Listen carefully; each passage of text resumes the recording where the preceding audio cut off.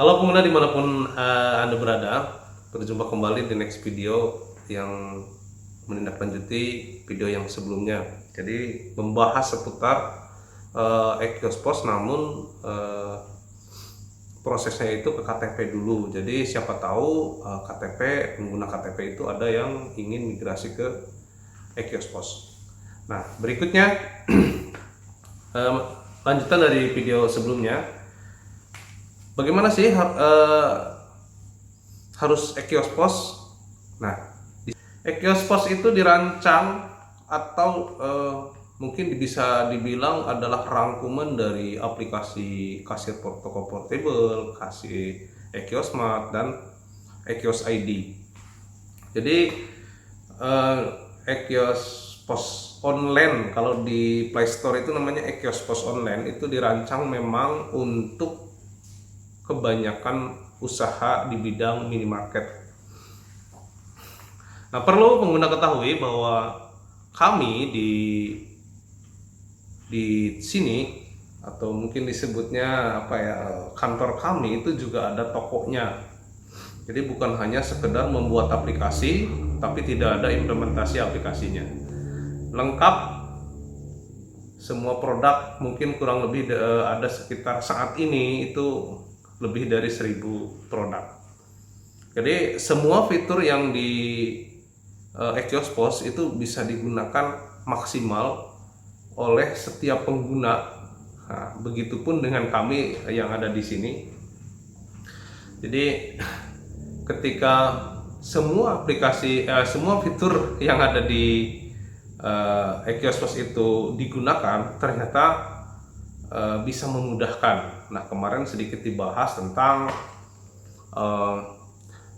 tambahan fitur atau pemindahan fitur dari fitur A ke fitur B atau fitur B ke fitur A. Itu ya karena tingkat kemudahannya ternyata lebih kita update sesuai dengan kebutuhan. Oke, bagaimana sih e-kios pos ini menjadi target atau menjadi rekomendasi kami untuk para pengguna? Kelebihannya itu satu, yang multi outlet seperti e-kios ID. Jadi si e-kios pos online ini itu jika pengguna memiliki banyak outlet itu bisa dalam satu genggaman. Prosesnya bagaimana? Dalam menu data kontak itu ada staf dan kasir. Nah, ini kelebihannya. Jadi tidak semua atau tidak yang e-kiosmart atau e-kios ID itu kan tidak ada kasir. Kalau untuk e-kios pos itu ada kasir. Jadi transaksi itu dipegang oleh kasir. Orang yang dipercaya oleh pengguna atau orang kedua pengguna itu bisa dibuatkan username staff. Hak aksesnya hampir sama dengan owner, hanya saja ada sedikit perbedaan karena owner itu haknya itu kepemilikan. Nah, sistem kasirnya itu sama saja seperti pada umumnya atau nasional Indonesia. Nah, bagaimana sih jika jaringan internet atau listriknya mati? Ya itulah keuntungannya di e-kios pos.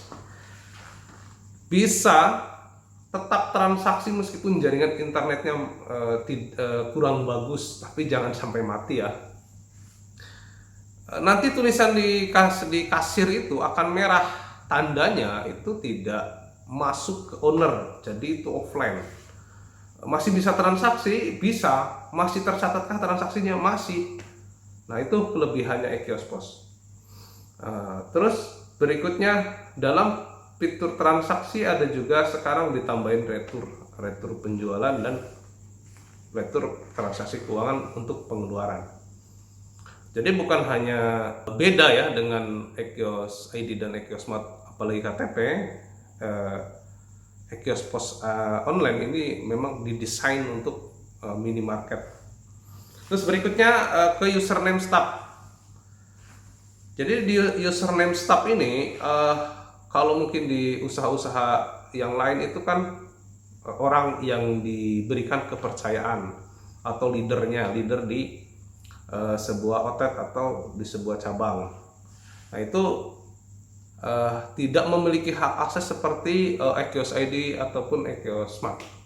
Jadi hak akses itu sepenuhnya dipegang oleh owner. Staf itu hanya menjalankan fitur yang ada saja. Oke, mungkin video dicukupkan sekian informasi yang kami sampaikan untuk e-kios Pos. Tetap sehat, semangat pagi.